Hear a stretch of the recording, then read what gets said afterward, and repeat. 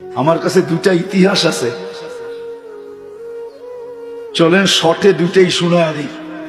সুফিয়ানে সৌরি রহমতুল্লাহ আলাই আলী রাদিয়াল্লাহু তাআলা আনহুর ছাত্র ছিলেন। উনি একবার স্বপ্নে দেখছেন যে কোনো এক গ্রাম্য লোকের জানাজা ওনাকে পড়াইতে বলা হইতেছে। উনি ভাবতেছিলেন যে এই লোকটা এমন কি আমল করত যে স্বপ্নে আমাকে দেখাইতে হইল, আর আমার আর তার মাঝে এত দূরত্ব যে আমি যায়া তার জানাজা পড়াবো। তো সে যখন গ্রামে পৌঁছলেন, লোকজনদেরকে জিজ্ঞাসা করলেন যে এই লোকটার আমল এমন কি ছিল।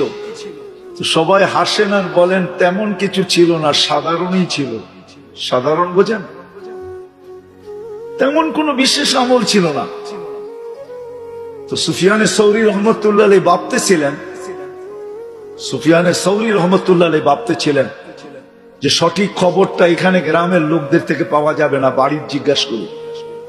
তো বাড়িতে যেয়ে জিজ্ঞাসা করছে লোকটার আমল কেমন কি ছিল যে আমাকে স্বপ্নে দেখানো হলো তার জানাজা পড়বো, পড়াইতে হবে। তো বাড়ির লোকেরাও বলল তেমন কিছু আমরা দেখি নাই, সাধারণই ছিল। তো কোনো মাধ্যমে সে তার স্ত্রীকে জিজ্ঞাসা করলো যে এমন কি আমল ছিল। তো সেও বলল সাধারণ লোকেই ছিল, কিন্তু একটা আমল তার এতটুকু বেশি ছিল, সে কোরআন পড়তে জানতো না, কিন্তু সকাল বিকাল কোরআনকে নিত আর পৃষ্ঠা উল্টাইতে থাকতো, আর একটু পর পর চুমা দিতে থাকতো, আর চোখের পানি জড়ায় বলতো কালামুল্লাহ, আমার মালিকের কালাম, আমি পড়তে জানি না। সুফিয়ানে সৌরি রহমতুল্লাহ আলাইহি চিৎকার দিয়া বলতেছিলেন হাদা হুয়া, এটাই ওইটা। এই কারণেই এর মর্যাদা এত উপরে। এমনও পাওয়া যায় মুনকার নাকির যখন আসবে তো কোরআন বলবে কাগজটা আমাকে দাও, আমি জবাবটা লেখা দিই। জিজ্ঞাসা করবে তোমার পরিচয়, তো বলবে আমি কালাম, আল্লাহর কালাম। এই ব্যক্তি কোরআনের সাথে অগত, এই কোরআনের সাথে এই ব্যক্তির সম্পর্ক ছিল, অগাধ সম্পর্ক ছিল।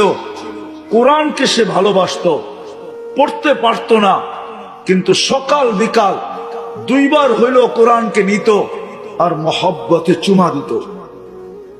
পড়তে পারত না, কিন্তু সকাল হোক, দুপুর হোক, বিকাল হোক, 24 ঘন্টার ভিতরে কয়েকবার না হোক একবার হইল 3 বার সূরা ইখলাসের মাধ্যমে পুরা কোরআনের সওয়াব নিজের আমল নামায় লিখতে কখনো বলতো না।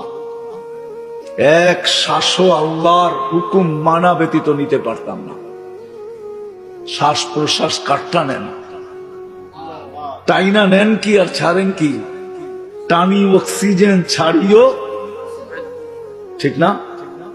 ছাড়ি টানি পিওর অক্সিজেন, যখন ছাড়ি তো ছাড়ি দূষিত অক্সিজেন, ঠিক না? হ্যাঁ, এই অক্সিজেনটা রিফাইন করে কোন দেশের মেশিন দিয়া না, আল্লাহ এই গাছ দিয়া এটাকে রিফাইন করেন। এটা কে নেয়?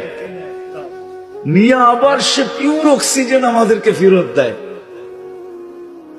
তো অক্সিজেন আল্লাহ নিবেন 24 ঘন্টা, আর আপনি আল্লাহর বিরুদ্ধে ভাববেন, আল্লাহর বিরুদ্ধে বলবেন, আল্লাহর বিরুদ্ধে লেখবেন, যেমন খুশি তেমন মন জীবন চালাবেন। আপনার আমার বিবেক কি বলে? এটা কি পসিবল? হ্যাঁ, অক্সিজেন কার নেই? হ্যাঁ, পয়সায় না বিনা পয়সায়? হ্যাঁ, এখনো তো মনে হয় নেটের জগৎ থেকে মুছা যায় না। 2020-এ আধা ঘন্টা অক্সিজেন দিয়া 84,000 টাকা বিল করছে ঢাকার এক ক্লিনিক। মানুষ এন্তেকাল হয়, মারা যায় না। যদিও আমরা মারা বলি, মারা গেছে, আসলে আসল শব্দ হলো এন্তেকাল, স্থান পরিবর্তন। এক জগতে ছিলাম, মার পেটে আসছিলাম, মার পেটের থেকে দুনিয়ার পেটে আসছি, এইখান থেকে আখেরাতের পেটে চলে যাব, ওইখানে চিরদিন থাকবো। এই জন্য আমরা আমাদের সম্পর্ক কোরআনের সাথে জুড়ি। পড়তে না পারি, ভালোবাসার মাধ্যমে জুড়ি। ডেলি 2 বার হইল, সকালে একবার, বিকালে একবার। কোরআনটাকে নেই, মোহাব্বতের সাথে একটা চুমা দিয়ে রাখা দিই। এতটুক বইলা রাখি, মালিক পড়তে পারি না কিন্তু মোহাব্বত তো করতে পারি। কসম খোদা, কোরআনকে যে মোহাব্বত করার মতো করবে, কিতাবে পাওয়া যায় মৃত্যু হওয়ার সাথে সাথে কোরআন তার উপরে ছায়া করে দাঁড়ায় যাবে। 550 লিটার ডেলি আমরা অক্সিজেন নিই, মাসে 16,500 লিটার নেই। 1 বছর তো নেন না।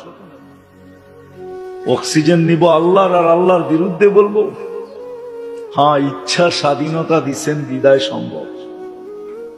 এই জন্য কথা শেষ আমার, আসেন এই কোরআনই সম্মেলন, এইখান থেকে আমি মা বোনদেরকেও বলবো, আপনাদের পায়ে হাত রাইখেও বলবো, যুবকদেরকেও বলবো, আসো 60-70 বছরের জীবন, এটাই শেষ না, এটা তো শুরু। শেষ নাই এই জীবনের, যে অস্তিত্ব নিছে তার শেষ নাই, তার শেষ নাই। আমাদের বয়সটা কিন্তু ছোট, 60-70 বছর। কেন জানেন? অন্যান্য উম্মতকে তো 1000 দিলেন, 900 দিলেন, 400 দিলেন, 300 দিলেন, আমাদেরকে 60-70 কেন দিলেন?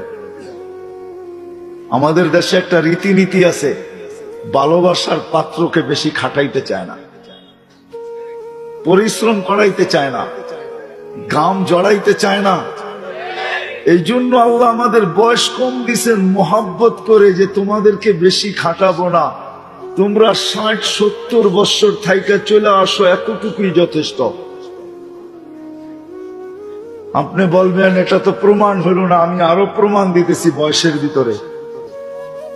কোন উম্মতের আমার জানা নাই, 2500 উলামায়ে কেরাম জানে কিনা আমি জানি না, কিন্তু আমার জানা নাই কোন উম্মতের বয়স আল্লাহ মাফ করছেন কিনা। এই উম্মত প্রাপ্ত বয়স্ক হওয়া পর্যন্ত পুরাটা সময় মাফ। তো পুরুষ হিসাবে প্রথমেই আমাদের 60 থেকে 15 বছর মাফ, কলম উঠানো। আবার যা বাকি রইল ওটার ভিতরে আবার 4/1 মাফ। 4/1 যতক্ষণ ঘুমানো থাকবে 4/1 বলতে 6 ঘন্টা ঘুমায়, ঘুমন্ত সময়টা মাফ, কলম উঠানো থাকে। 2 দিক দিয়ে মাফ হলো। এটাই ভালোবাসার প্রমাণ যে আল্লাহ আমাদেরকে বেশি খাটাইতে চান না। আমার তো মনে হয়, আমি বলি আল্লাহ এতটুকু মনে আমাদেরকে বেশি দিয়া দিছেন। 40-45 বছর যেটা আমরা থাকবো, 30-35 বছর যেটা, এটা মনে হয় বেশি।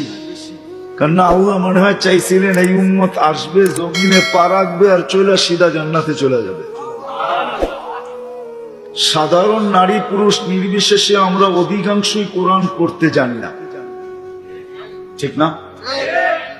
এখন যদি আমি আপনাদেরকে প্রশ্ন করি, আমরা তো কোরআন পড়তে জানি না, কোরআন আমরা পড়তে জানি না, খতমের সওয়াব আমরা পাবো তো পাবো কি করে? পড়তেই তো জানি না। কিন্তু আল্লাহর সিস্টেম দেখেন, যে উম্মতকে আল্লাহ কালাম দিছেন, পড়তে জানুক আর না জানুক, আল্লাহ চান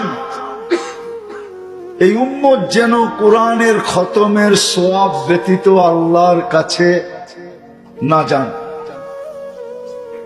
কোরআনের খতমের সওয়াব নিয়ে যান। ডেলি যদি সে ইচ্ছা করে তাহলে 100 খতমের সওয়াবও নিতে পারে। এই জন্যই আল্লাহ সূরা ইখলাস নাযিল করছেন। ইখলাস 3 বার পড়বে, 1 খতম কোরআনের সওয়াব। 300 বার পড়বে, 100 কোরআন খতমের সওয়াব। আর সূরা ইখলাস পড়ে না আমাদের ভিতরে এরকম কোন লোক নাই। আলহামদুলিল্লাহ, মুসলমান যে নর নারী হিসাবে সূরা ইখলাস সবাই পড়ে। কুল হুয়াল্লাহু আহাদ, আল্লাহুস সামাদ, এই সূরাটা আমরা সবাই পারি। 24 ইঞ্চি জিনিসে 36 ইঞ্চি জিনিস দেখানো যায় না, ঠিক না? কি বলেন?